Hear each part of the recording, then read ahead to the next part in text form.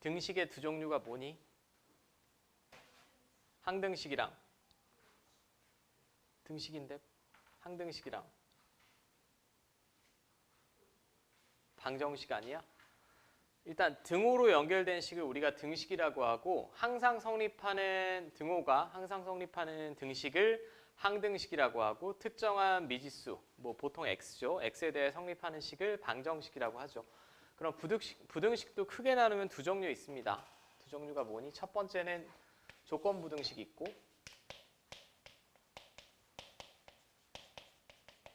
두 번째는 이 단원에서 이제 메인으로 살펴볼 절대부등식이 있지. 원래 등식도 중학교 때는 방정식 푸는 걸 열심히 배우고 고1 때 항등식에 관해서 이제 자세히 살펴보는 거고 조건부등식은 특정한 범위의 x에 대하여 성립하는 부등식을 조건부등식이라고 해요. 뭐 예를 들면 이런 거죠. 이게 항상 성립합니까? 아니죠. 1초과 4 미만에서 성립하는 부등식이 되겠지. 이런 애들을 특정한 조건에 성립하는 부등식을 조건부등식이라고 하고 지금 이 소단원에서 배울 내용은 절대부등식입니다.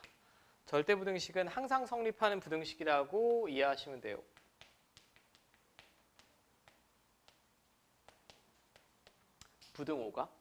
부등호가 항상 성립하는 부등식인데 뭐 이 책에는 모든 실수 x라고 나와 있기도 하지만 앞으로 배우는 뭐 부등식에서는 범위가 제한될 수도 있으니 그냥 그 제한된 범위가 됐든 모든 실수가 됐든 항상 성립하는 부등식을 절대부등식이다라고 받아들이시면 될 것 같아. 그리고 여기서는 허수는 생각할 필요가 있을까 없을까? 없습니다. 허수가 대소비교 되니?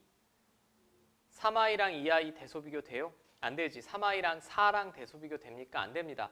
허수는 기본적으로 평면 직교좌표에 찍어낼 수가 없어. 대소비교가 안 되니까 일단 부등호를 썼다는 것 자체가 여기서 허수는 배제하자라는 얘기예요. 그냥 허수는 배제하고 실수 범위에서만 생각할 거예요. 이건 뭐 아주 가끔 물어보는 분들이 있어서 등호는 성립하죠. 허수도 3i랑 3i가 같은 건 맞습니다. 등호는 성립하지만 부등식은 애초에 쓸 수가 없어. 뭐 예를 들면 이런 거죠. 절대부등식은 요거 x제곱 플러스 1은 항상 0보다 큰 거 맞지? 완전제곱식은 0 이상이고 거기다 1까지 더했으니까 0보다 큰 거 맞습니다. 여기서 다시 한번 당부하는데 선생님 x가 2i만 성립 안 하는데 2i만 성립은 안 하지만 실수범위라고 했어. 부등호를 썼다는 것 자체가 그렇게 받아들이시면 되겠고 이제 그럼 이 절대부등식 중에 몇 가지는 우리가 기억하고 자연스럽게 써야 되는 게 있고 그 부등식을 증명을 해야만 할 때도 있겠죠. 절대부등식의 증명. 앞에서 오늘 질문 받은 내용이랑 중복이 되는데 결국 부등식의 증명은 1학년 때 배우는 부등식의 증명은 크게 나누면 두 가지예요. 크게 나누면 뭐랑 뭐 이용? 차를 이용하는 방법이 있고 제곱의 차.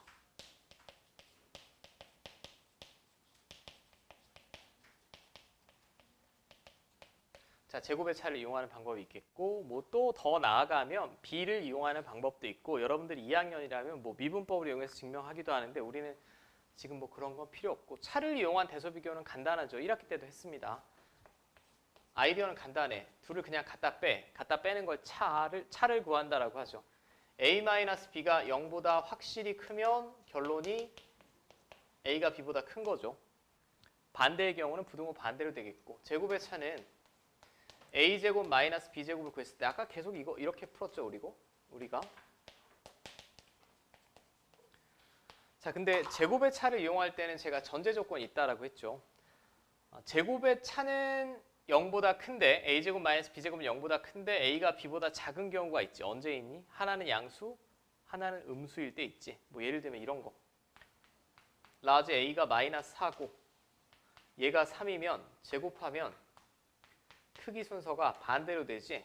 그럼 이런 경우에는 이 방식을 쓸 수가 없죠. 제곱의 차를 이용할 때는 a, b가 모두 0 이상인 경우에만 우리가 사용해야 되는 방법이고 그걸 일반화해서 굳이 유형으로 분류를 해보면 절대값 기호 포함한 식이나 혹은 근호가 포함된 식에서 제곱의 차를 이용해서 증명한다라고 하죠. 그리고 여러분들 책에 보면 우리가 너무나 당연하게 저학년 때부터 인정하고 사용하는 그런 실수의 성질과 뭐 부등식의 성질 등 나와 있습니다. 당연히 둘 다 양수면 a가 b보다 크면 a제곱이 b제곱보다 크겠지.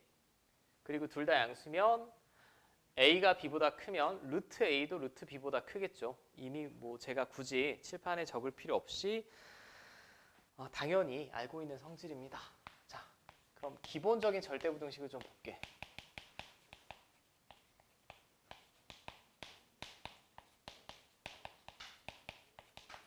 기본적인 절대부등식이라는 얘기는 이제 다른 절대부등식을 증명할 때 간접적으로 쓰이기도 하고 이 정도는 앞으로 수학하면서 너무나 많이 나오는 애니까 그냥 외워달라는 얘기고 자, 첫 번째부터 볼게요.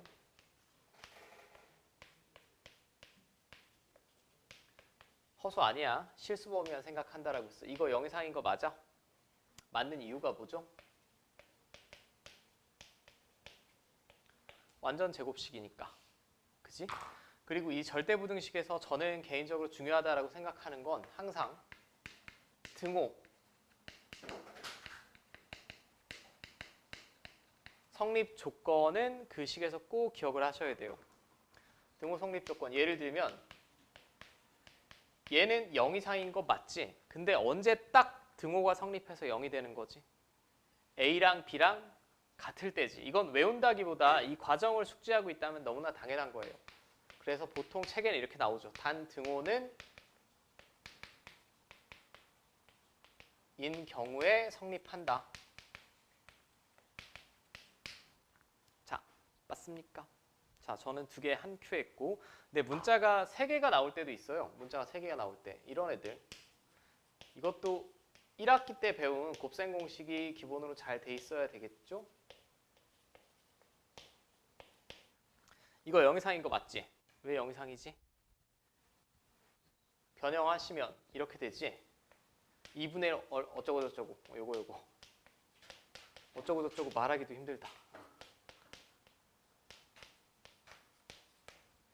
얘가 이렇게 되므로 완전 제곱식 3개의 합이니까 당연히 0 이상이죠. 그 다음에 여기가 플러스면 여기도 뭐가 되면 돼 그냥? 이렇게 다 되지?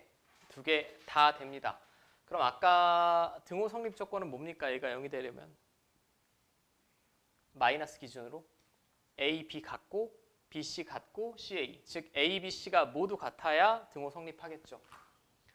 노란색 보지 말고 근데 노란색이 보이겠지? 아무튼 마음의 눈으로 제가 똑같은 거 2번 쓰기엔 좀 그렇잖아.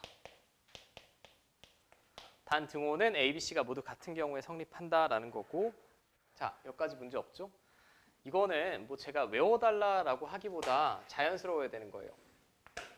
자연스러워야 되는 거고 제가 1번의 확장판을 좀 적어드리면 이런 애도 다 절대부등식 맞습니다.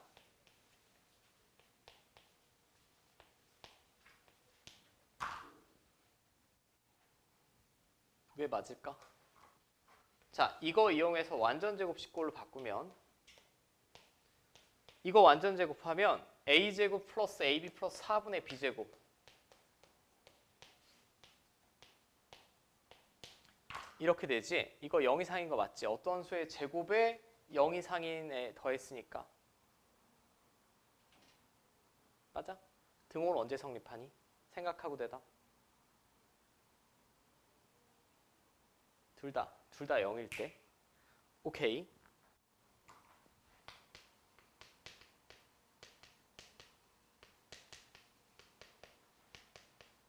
이 경우에 성립합니다. 얘랑 비슷해 보이지만 얘는 등호 성립 조건이 뭐였죠? A, B가 같기만 하면 돼요. 근데 얘는 둘 다 0 나와야 되지. 왜냐하면 이것도 0 나오고 이것도 0 나와야 되니까. 맞죠? 여기가 마이너스면 뭐지? 여기 마이너스로 바뀌겠고 나머지는 똑같겠죠. 자, 이것까지가 뭐 확장판이라고 보시면 되고 그럼 얘는 지금 1번이랑 3번이랑 2번을 다 봤을 때 절대부등식을 어떤 증명해내는 가장 기본적인 아이디어가 하나 나와요. 가장 기본적인 아이디어가 뭐냐? 다 뭘 이용했지 지금? 완전제곱식꼴이 나와야 되죠? 완전제곱식은 항상 0 이상인 걸 이용하는 경우가 많지.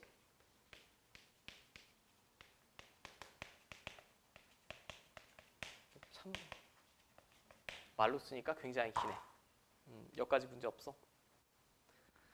그럼 여기까지도 시험 시간에 완벽히 숙지하지 않았더라도 살짝만 변형하면 0 이상인 거를 구하는데 크게 문제 없습니다. 근데 저는 4번은 완벽히 암기를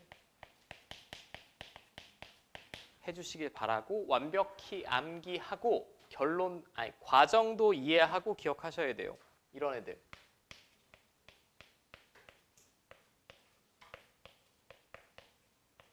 이거 그리고 앞에서 이건 여러 번 증명했으니까 제가 조금 생략을 할게.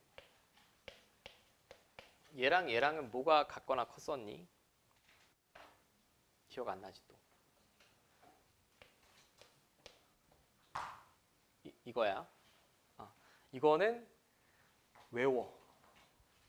암기 플러스 과정도 이해하고 다 기억하셔야 됩니다. 근데 왜 암기를 해달라라고 하냐면 합답형의 기억, 니은, 디귿으로 나오면 바로 이게 참인지 거짓인지 제끼고 넘기셔야 되고, 서술형에 나왔을 때 특별히 두 번째 같은 경우는 제가 어떻게 증명했는지 기억납니까? 얘가 양수라는 보장이 있어? 없지. 그럼 절대값 A보다 절대값 B가 크면 음수니까 이거 항상 성립하죠. 우변은 0 이상이고, 절대값 A가 절대값 B보다 같거나 크면 뭐 이용해서 대소 비교했지? 제곱의 차. 아까 그 과정 다 보여드렸어요. 여러분들은 다 해보셔야 되고, 저는 제 방송은 스탑하고. 맞죠? 이 외에 쭈구리 같은 애들 항상 완전 제곱식을 이용하는 경우도 있지만, 특별한 2차 부등식은 판별식 이용하는 경우도 많습니다. 이거는 그냥 하나만 있는 게 아니니까 제가 예시를 보여드리는 게 제일 편할 것 같아요. 이거를 물론 완전 제곱식으로 증명할 수도 있겠죠. 이렇게 0 이상인 거 맞잖아. 근데 판별식을 써보면 절반의 제곱, 판별식이 음수니까 이 2차 함수는 x축과의 교점이 없이 붕 떠 있으니까 항상 0 이상인 거 맞지? 그리고 가끔 이런 거 질문하시는데, 얘는 이거 참인 거 맞아요. 근데 이것도 참이니?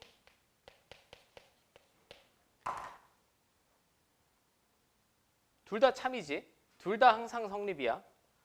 왜냐면 얘는 어쨌든 0은 될 수가 있니? 0은 될 수가 없지만 0 이상이라고 표현해도 항상 성립인 거 맞죠? 둘 다 참입니다. 당연히. 둘 다 항상 성립이에요. 그러니까 여기서 어떤 질문을 하시냐면, 아니 선생님 근데 얘가 0은 될 수 없지 않냐? 0은 될 수 없어. 0은 될 수 없지만 항상 0 이상인 건 맞잖아. 아무튼 맞으니까 이거 둘 다 절대부등식이라는 얘기지. 그럼 미묘한 차이점은 까먹으시면 안 될 것 같고, 자, 우리 즐거운 백양부터 외웠다는 가정하에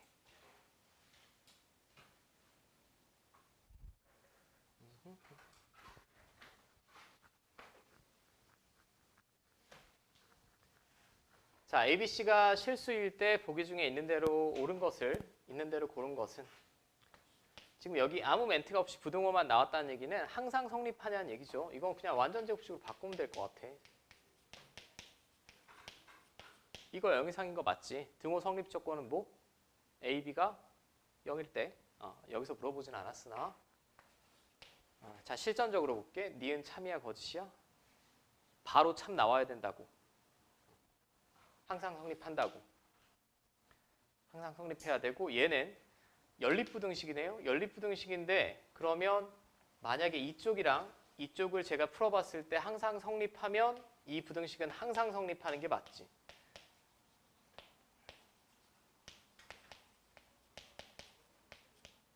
자, 이거 일로 넘기시면 이거 항상 성립하는 거 맞습니까? 맞죠? 얘도 이거 예를 넘기시면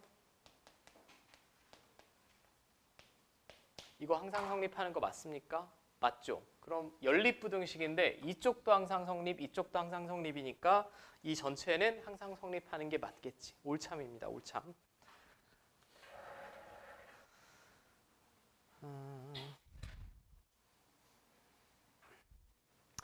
연습을 많이 하셔야 되는데.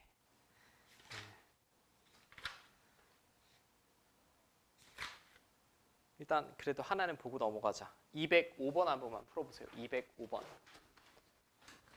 놓지 않고 보시면 돼. 자, 첫 번째 산술평균과 기하평균의 관계. 절대부등식 중에 얘네는 이름까지 있는 형님들이야. 산술평균, 기하평균의 관계. 참고로 코시-슈바르츠 부등식은 학교마다 다릅니다. 정확하게는 교과과정 외라고 보시면 되고, 근데 제 기억에 작년에 화정에서 냈어요. 유일하게 출제를 하는. 화정 스타일이 원래 그래. 얘는 교과과정 외지만 과정은 교육과정이 맞습니다. 그리고 학교마다 좀 달라요.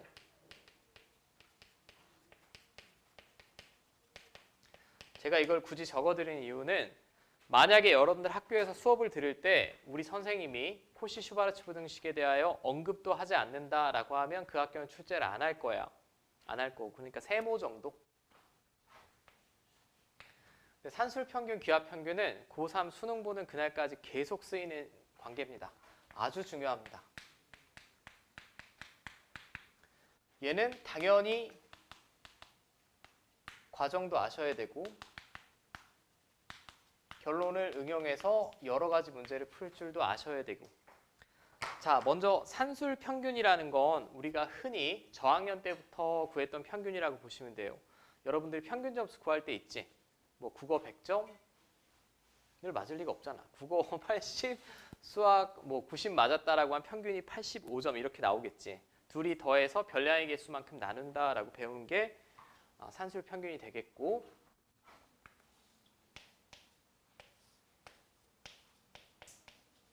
그 다음에 기하평균은 평균의 조금 다른 버전인데, 기하라는 말이 들어갔으니까 일단 원 위에서 증명 가능합니다. 원 위에서 증명하는 것도 제가 한번 보여드릴 텐데 나중에.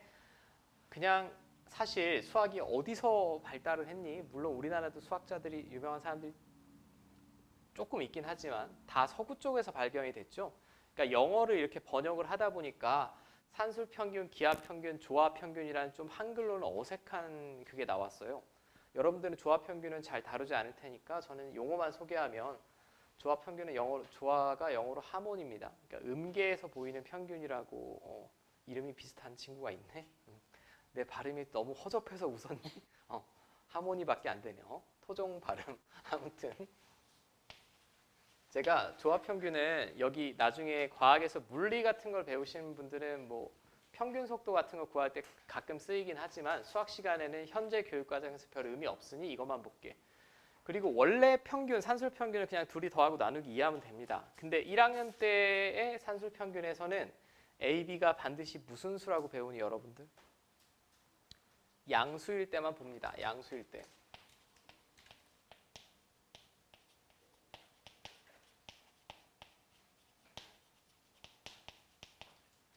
양수인 경우로 한정할 수밖에 없는 게 둘 중에 하나가 음수면 기하평균이 근호 아니 음수 나오지 부등호를 쓸 수가 없습니다. 허수는. 그죠? 맞아? 그럼 제가 짧게만 증명을 해볼게. 둘 다 양수다라고 하면 이거 뭔 글자임? 0과 인을 동시에 썼네? 효율적이다. 잠을 못 잤더니 내가 미쳤나 봐 지금. 어제 잠이 너무 안 와가지고. 여러분들 잠 안 오면 어떡하니? 저는 이제 필살기가 컵라면 같은 거 잽싸게 먹어. 배가 부르면 순간적으로 소화하려고 잠이 오거든. 근데 어제는 잠이 안 와가지고 난 아침부터 수업을 해야 되니까 컵라면을 먹었어. 배가 더부룩해서 더 잠이 안 오더라고. 그래서 병신같이 앉아서 거실에서 리모컨 놀이 한 30분 하다가 유튜브 국뽕 한번 보다가 뭐 이러다가 간신히 잠에 들었는데 조금 아무튼 그렇다는 얘기고, 당신들도 피곤하지만 저도 피곤합니다. 자, 둘 다 양수인 경우로 한정했을 때 일단 제가 식으로서 한번 증명을 해볼게. 얘가 크냐 얘가 크냐 증명하려면 증명 방식은 두 가지예요. 얘는 근호가 있으니까 제곱을 해서 증명하셔도 되고 그 상태 그대로 증명하셔도 됩니다. 저는 아주 정석적으로 일단 제곱의 차를 구할게요. 양수니까 이거 양수 맞죠? a 플러스 b도.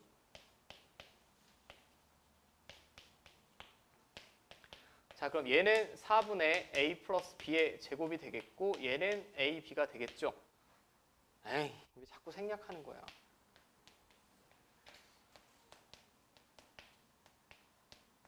이거 통분하면 이렇게 되지. 완전 제곱식 돼, 안 돼? 되죠. 이렇게 될 거야. 그럼 얘는 항상 0 이상인 거 맞습니까? 맞습니다. 근데 딱 0이 되는 경우는 언제지? A, B가 같을 때. 이게 일단 아주 중요한 포인트 하나. 항상 산술 평균이 기하 평균보다 같거나 큰데 단 등호는 둘이 같을 때 성립한다.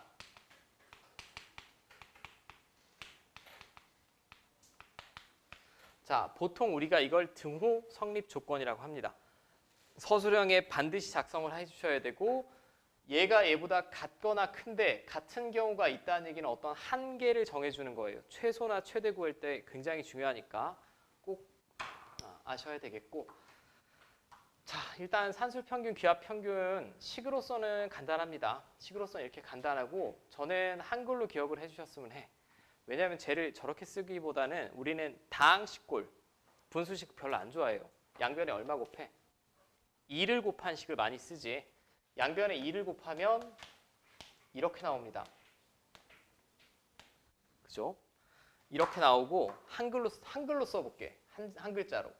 얘는 두 양수의 합이고 얘는 곱이죠. 여러분들은 산술평균, 기하평균을 이렇게 이해하시는 게 제일 좋아요. 합과 곱의 관계입니다. 어떤 두 양수의 합도 이 루트 둘의 곱보다 항상 같거나 크다라는 게 산술평균, 기하평균이야. 그러니까 합과 곱의 관계를 나타내는 표현이다라는 거 이해하셔야 되고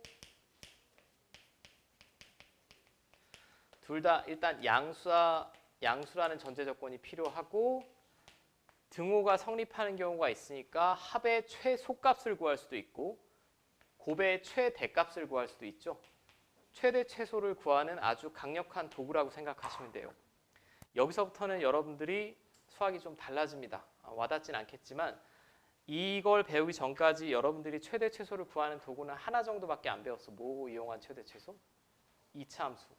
양대 산맥이라고 보시면 돼 이제. 이제 여러분들은 2차 함수를 최대 최소를 구하는 도구 2개 배운 거야. 나중에 여기서 미분법 하나 추가하면 마스터. 그리고 이거 서술형에 작성할 때는 줄여 쓰시면 안 돼. 예민한 선생님들 무조건 감점이에요. 저는 산술 기하라고 쓰지만 서술형에는 산술 평균, 기하 평균 관계에 의하여라고 써주셔야 돼. 그냥 산술 기하, 산기 막 이렇게 쓰다가 감점 받은 애들이 있더라고. 산술 평균, 기하 평균 관계에 의하여. 여러분들은 꼭 이렇게 써주시고. 근데 뭐 제가 이렇게 설명을 드려도 와닿지 않지 않니? 아니 뭐 평균을 그냥 하나만 하면 되지. 뭐 산술 평균이 있고 기하 평균이 있고 조합 평균이 있냐라고 하면 제가 예시를 들어볼게요. 이번엔 레원이라는 친구가 있어. 예전에도 뭐 비슷한 예시를 제가 들어드린 것 같은데 레원이가 1학년 때 공부를 열심히 했습니다. 근데 2학년 때 한번 몸이 아파서 시험을 못 보고 정시 파이터가 됐어. 정시 파이터의 최후가 원하는 대학에 조금 어렵게 돼서 마음을 틀었어. 자영업으로 이제 돈가스 집을 차리기로 했다라고 해봅시다. 돈가스 만들어 본 적이 있니? 없을 것 같은데. 근데 일단 돈가스 집을 차렸다라는 것 자체가 먹고 살려고 차린 거 아니니? 그럼 매출액이 중요할 거예요. 매출액이 첫 달에는 좀 불쌍하지만 2만 원 팔았대. 이건 접어야 돼. 임대료도 못 내고 노동력도 그냥 편의점에서 근무하는 게 훨씬 시간당 페이가 높을 텐데 물론 시작은 기본은 뭐 1만 원으로 첫 달 아주 시작할 때 10,000원을 팔았다라고 해볼게요. 근데 열심히 홍보를 했어. 홍보를 했더니 한 달이 지났더니 무려 그냥 하루 매출로 해줄게. 한 달 말고. 한 달 뒤에 하루 평균 매출액이 20,000원이 됐다라고 해봅시다. 몇 배 증가했지? 무려 매출액이 2배가 늘었어요. 근데 여기서부터 이제 인스타랑 카톡이랑 다 돌려서 친구들을 다 끌어모았어. 우리 돈가스 개 맛있으니까 꼭 좀 먹어달라고. 먹어달랐더니 2달째 매출액이 맥시멈을 찍었습니다. 맥시멈을 찍어서 시원하게 더 찍을까? 36만 원. 하루 평균 매출액이 36만 원을 찍었다라고 가정을 해볼게요. 몇 배 는 거니?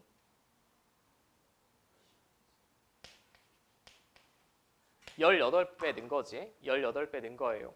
18배 늘었는데 갑자기 옆에 돈 많은 친구가 와서 저 새끼 돈가스 개 맛있음. 내가 투자를 좀 해야겠는데? 야, 재무제표 좀 가져와봐. 매출액을 딱 봤어. 2배 18배래. 그러면 뭔가 결론이 나와야 되잖아. 내가 투자를 하려면. 평균 매출액.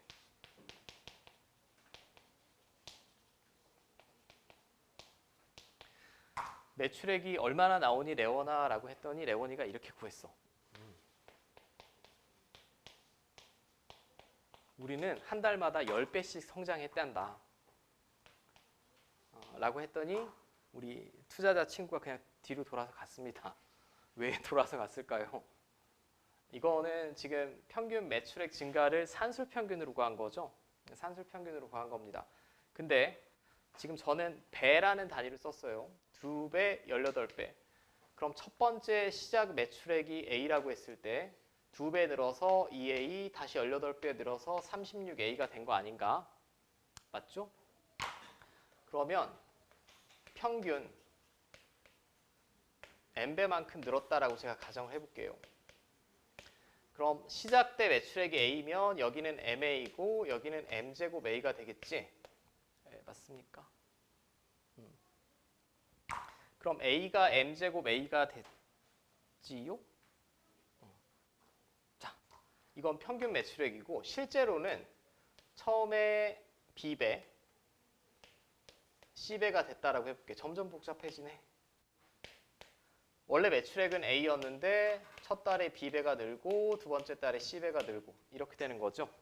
결론만 써드릴게. 그럼 약분되고 M제곱은 BC니까 평균 매출액 상승분은 양수니까 루트 BC가 나와야 맞겠지?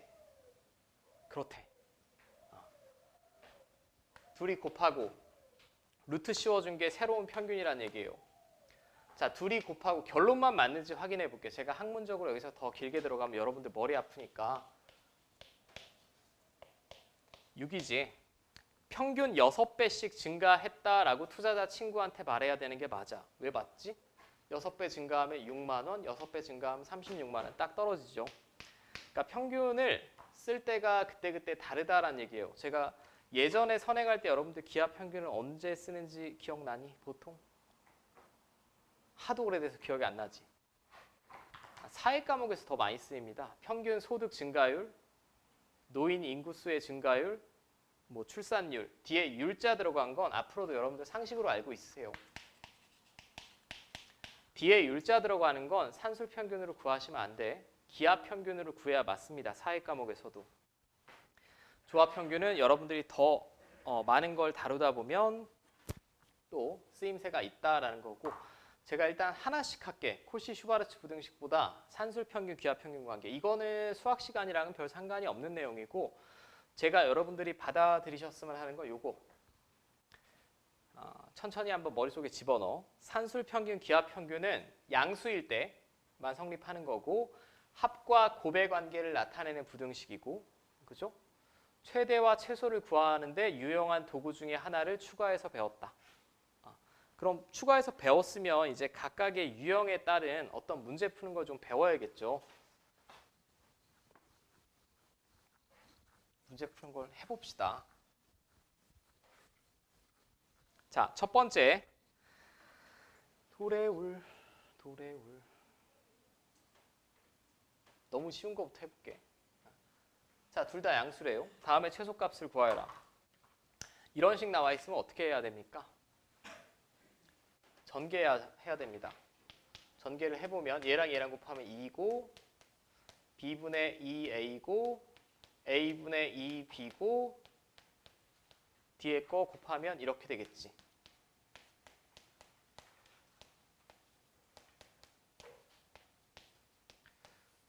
자, 그럼 이거 산술평균, 기하평균 쓸 수 있습니까? 둘 다 양수니까 쓸 수 있습니다. 이놈은 뭐지? 루트 두 양수의 합은 2 루트 둘의 곱보다 항상 같거나 크다는 얘기예요. 근데 둘이 곱하면 이렇게 약분되고 이렇게 남죠. 맞지? 그럼 이 뒤에 놈의 최소값이 4니까 이 전체는 앞에 있는 4는 그냥 갖다 더하기만 하면 되니까 8 이상이 나와야겠죠. 최소값은 8입니다. 여러분들 보기에 4번에 있고 너무나 쉬운 문제인데 제가 한번 해봤고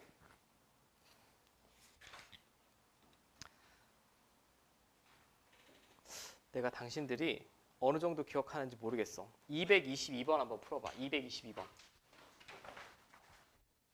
자, 봅시다.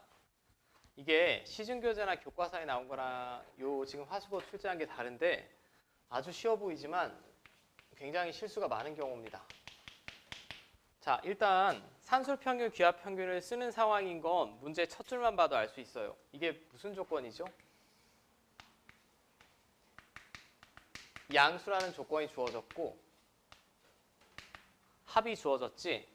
아까 산술평균, 기하평균은 합과 곱의 관계고 양수, 최대, 최소 이 세 개 중에 두 개 이상이 조건에서 보이면 그냥 산술평균, 기하평균이라고 보시면 돼.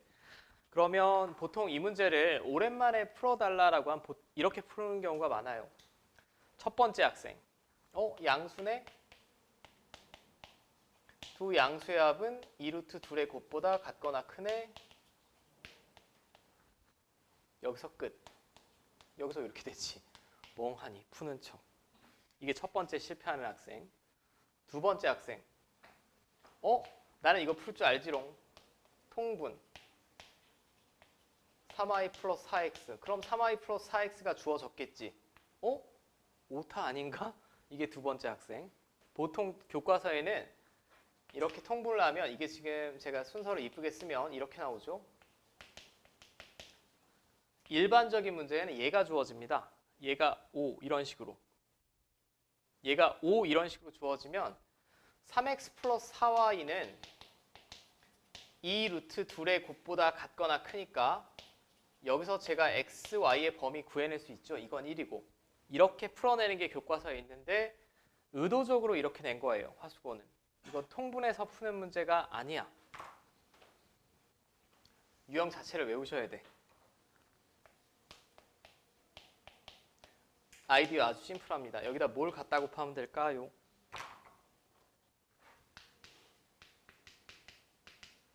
나 이거 곱할래. 곱해도 돼. 이거 얼마래? 1이래매. 1이야. 1이니까 원래식이랑 똑같은 거지. 이놈의 최소값 구하는 겁니다. 이놈의 최소값은 방금 구했네? 전개. 짠짠. 전개를 먼저 해볼게요.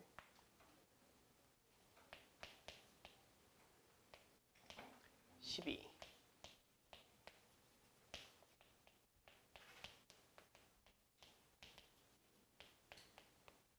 이렇게 되겠죠. 맞습니까?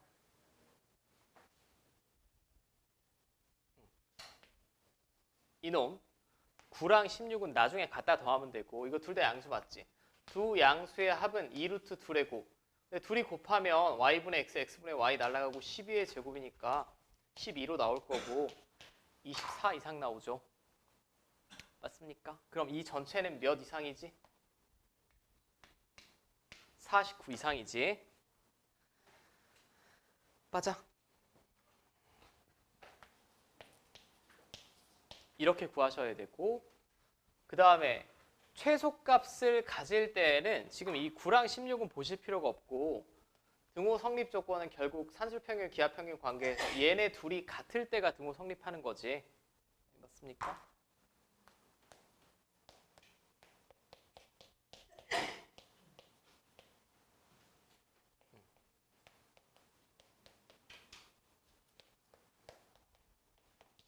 자, 양수니까 xy 같을 때죠. 맞아요? xy가 같을 때 등호 성립합니다. 그럼 xy가 같다라고 하면 이거 그냥 x라고 보면 7x가 1이니까 x가 7분의 1, y도 7분의 1일 때죠.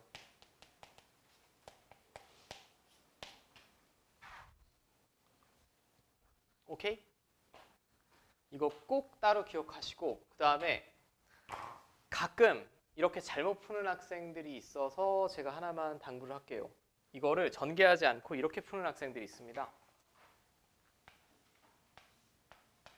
얘는 항상 2루트 둘의 곱. 얘보다 같거나 크고 요 놈은 산술평균, 기하평균을 썼더니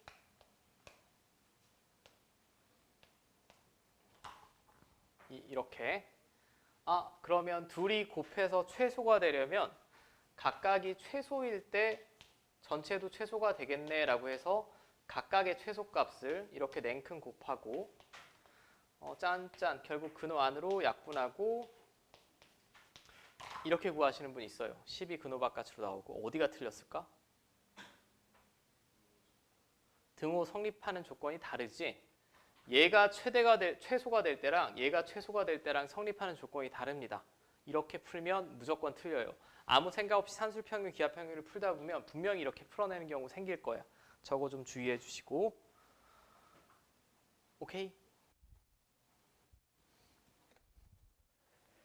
자, 이거랑 거의 흡사한 문제가 226번에도 있습니다. 226번에도 있고 여기 좀 많이 기억이 안 나시는 부분들이 좀 많을 것 같으니 제가 하나 더 기본적인 패턴을 도와드릴게. 제가 무리해서 너무 빨리 하진 않을게요. 여기는 굉장히 중요한 단원이라. 자, x가 마이너스 1보다 클 때 다음은 x는 a에서 최소값 b를 가진다. 일단은 최소값을 물어봤고 x가 마이너스 1보다 크다는 얘기는 이게 양수란 얘기죠. 머릿속에 빡 떠올라야 돼. 양수고 합이고 최대 최소를 물어봤으니까 산술평균, 기하평균 관계를 써야 될 겁니다. 이건 지금 분수함수죠. 여러분들은 분수함수의 최대 최소를 고3 때까지는 안 고3 때도 아니네 이제. 미적분 과목을 따로 미적분 2를 선택하지 않는 이상 배울 리가 없어요. 그럼 여기서 최대 최소는 2차 함수 아니면 산술평균, 기하평균이야. 당연히 산술평균, 기하평균이네. 그럼 이거 그대로 산술평균, 기하평균을 쓰면 되겠니? 안 됩니다. 왜냐하면 둘이 곱했을 때 변수가 약분이 안 되지. 형태를 변형을 하셔야 돼. 결국 합과 곱의 관계를 나타내는 게 산술기하인데 곱했을 때 x가 없어지려면 앞에 있는 식을 강제로 이렇게 조정해 주는 게 좋겠죠. 더하기 1 빼기 1을 해달라는 얘기야. 기억나지? 이제 기억이 새록새록 날 거야 아마. 그러면 이거 양수 맞습니다. x가 마이너스 1보다 크다라고 했으니까 얘도 양수예요. 그럼 이쪽 부분만 산술평균, 기하평균 관계 쓰시면 되지. 이 두 양수의 합은 2루트 둘의 곱. 둘이 같다 곱하면 이제 x 플러스 1 약분되고 이렇게 되겠네. 맞죠? 그럼 이 전체는 7 이상 나오겠지. 그럼 최소값 b는 일단 7입니다. 근데 보통 시험에서 이렇게 물어보지. x는 a에서 최소값을 가진다라고 했어요. 그럼 최소값을 가지려면 등호가 성립할 때지. 등호 성립 조건을 이용해 달라는 얘기네. 등호 성립할 때는 산술평균, 기하평균에서 얘랑 얘랑 같을 때죠. 앞에 있는 애랑 뒤에 있는 애 같을 때. 즉 x 플러스 1의 제곱이 16일 때고 그럼 x 플러스 1은 4이거나 마이너스 4인데 x가 마이너스 1보다 크다라고 했으니까 얘는 글러먹었고 x가 얼마일 때? 3. 이때 값을 스몰 a라고 했으니 둘이 더하면 10 나오지. 됐습니까?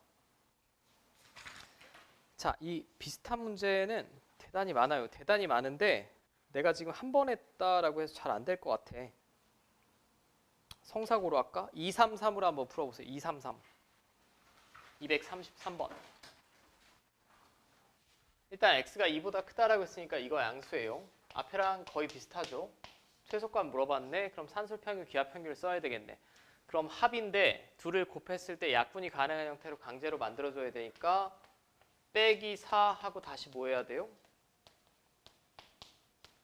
더하기 4 해서 원상복구 시켜야겠죠. 그럼 이거 양수 맞습니다. 이거 하나의 문자로 보면 그럼 두 양수의 합은 2루트 2레고 둘이 곱하시면 이렇게 되겠고 이 전체는 12 나오겠죠. 최소값이. 그럼 b는 10입니다. 근데 x는 a에서 최소값 b를 가진다라고 했으니까 얘랑 같을 때지. 등호 성립 조건. 그럼 쟤랑 같을 때 즉 이놈의 제곱이 16이 나올 때죠. 바로 풀어내면. 그럼 x제곱 마이너스 4는 일단 x가 2보다 크다라고 했으니까 양수고 얘가 4가 돼야 되겠고 x제곱은 8이겠지. 그럼 x는 2보다 크니까 2루트 2 나오겠죠. 혹은 여기까지 안 구하더라도 최소 x는 a에서 최소값 그리고 a제곱을 물어봤으니까 8이죠. 8 곱하기 12 하면 되지. 된 거 맞아? 자, 뭐 요 형태에서 제일 어려운 문제라고 볼 수 있는 건 화정구 238번 정도고 이거는 제가 뭐 동영상 식을 조금 더 변형해야 되는 게 껄끄럽습니다. 껄끄럽고 이건 제가 영상을 찍어 놨으니까 한번 참고를 해 주시고 그러면 일단은 내일 제가 오늘 질문 못 받은 집합을 좀 마무리를 하고 그 다음에